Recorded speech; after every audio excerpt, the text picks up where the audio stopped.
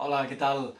No sé si us heu fixat alguna vegada en què la lluna a vegades es veu alta, a vegades baixa, depenent de l'època de l'any. Mireu, ara estem a la primavera, el sol podem pensar que està aquí a l'equinocci de primavera, aquest és el camí que fa el sol al llarg de l'any, l'eclíptica, i aquest és l'equador. Ara la primavera està aquí, està passant de l'hemisferi sud a l'hemisferi nord.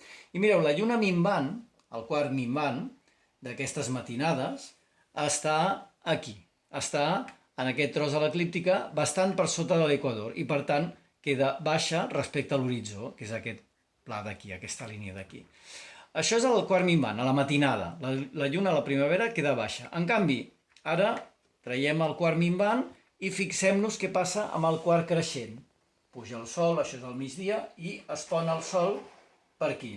I mireu, la lluna en quart creixent està a l'altra banda del sol, en quart creixent, que vol dir 2 setmanes després del quart minvant, ara està aquí dalt. Però mireu, ha pujat molt respecte a l'equador.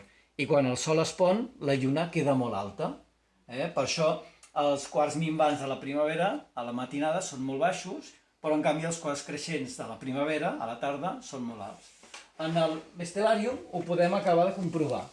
Veieu, això és el cel de matinada. El sol està a punt de sortir, aquí tenim el quart minvant, i això és l'eclíptica.